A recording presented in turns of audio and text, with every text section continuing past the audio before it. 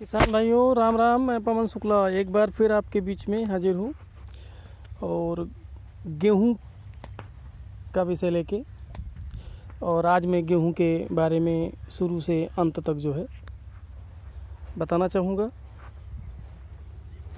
जैसा हमारे यहाँ खेती होती है हम करते हैं, लेकिन इस बार मैं थोड़ा बदलाव कर रहा हूँ। मैं इस बार डीएपी नहीं डाल रहा हूँ, उसकी जगह पे सिंगल सुपर फास्फेट डाल रहा हूँ।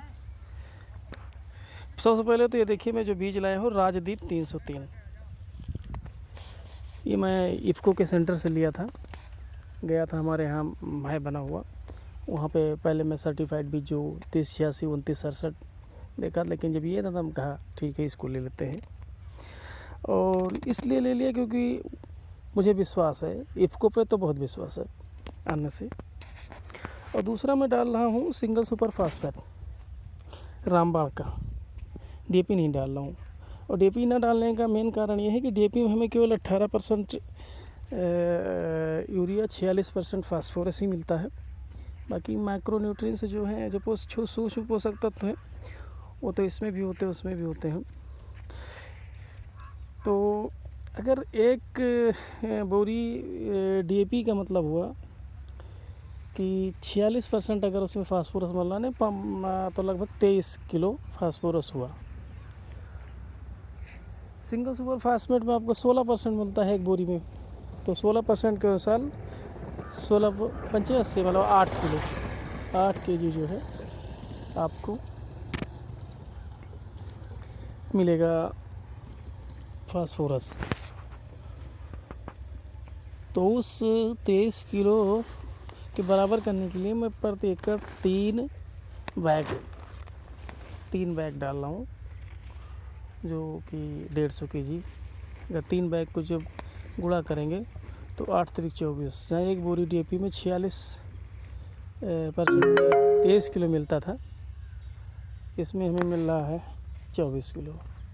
लेकिन इसके साथ हमें जो अन्य पोषक तत्व जो दिख रहे हैं वो है 11% सल्फर, 5.5 किलो, 19% कैल्शियम, 1% जिंक, ये एक्स्ट्रा मिल रहा है। पोटास ना उसमें होता है ना इसमें होता है। डीएपी में 18% यूरिया होता है, मतलब 9 केजी नाइट्रोजन।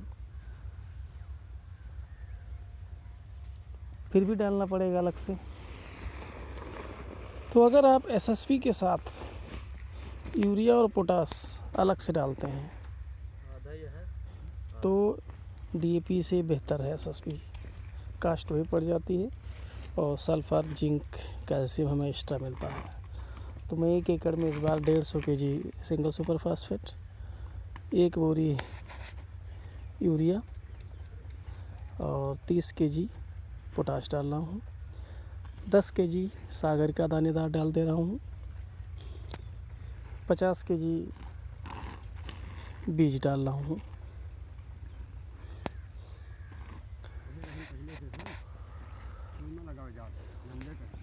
तो ये मैं बुआई के समय इतना कर रहा हूँ।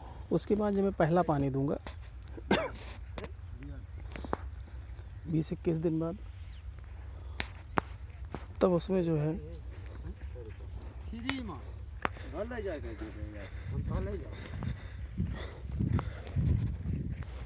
फिर उस समय 1 बोरी यूरिया डालूंगा।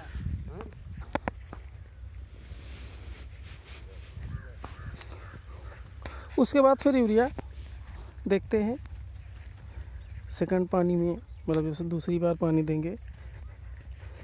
तो दूसरी बार पानी मतलब है जब वो धान और गेहूँ गर्भावस्था में हो जाएगा,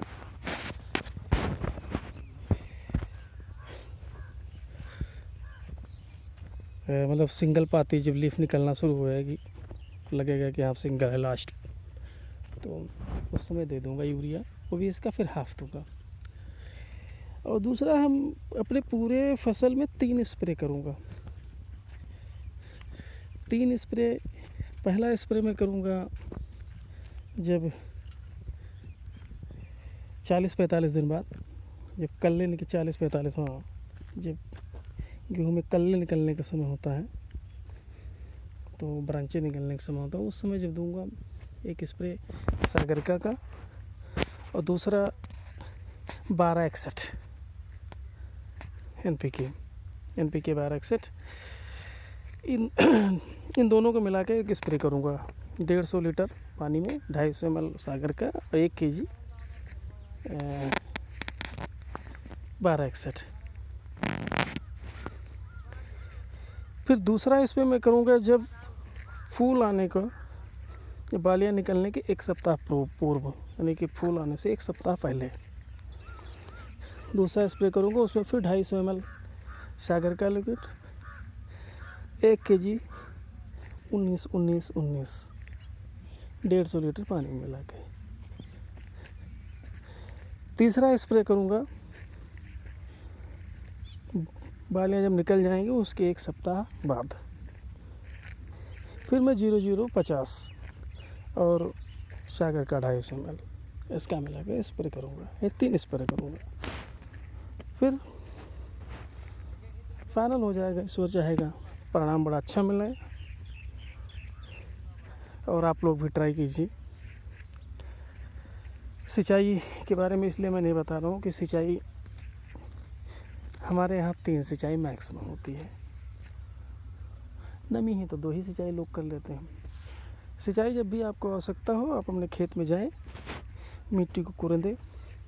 मिट्टी में अगर आपको नमी, सिंचाई आपके अनुभव पर डिपेंड करता है कि आपके यहाँ की मिट्टी कैसी है, उसमें नमी कितना है, कहीं पथरीली ज़मीन है, बलुई ज़्यादा है या काली मिट्टी है। तो मेरे पास काली नहीं, मतलब कोई दूसरी मिट्टी है, काली के बारे में मुझे जानकारी नहीं लगी। तो जहाँ पानी जल्दी, मतलब ज़मीन जल्दी सूखी हो जाती है तो वहाँ पे तो आप देखिए।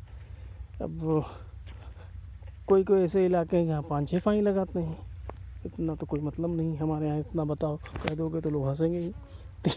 3 मैक्सिमम है।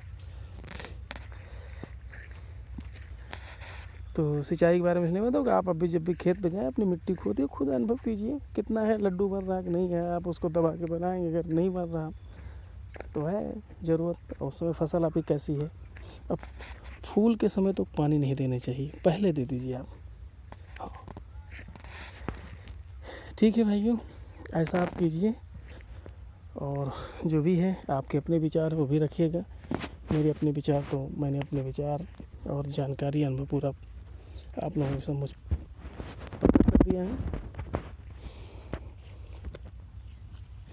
ये मैं खेत में बना रहा हूँ।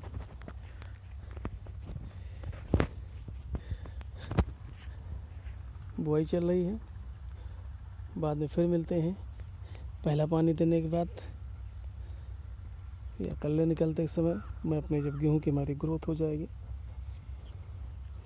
तो वो भी दिखाने के लिए कि मैंने जो फॉलो किया है कैसी फसल है। ठीक भाइयों, राम राम, जय हिंद, जय भारत, जय किसान।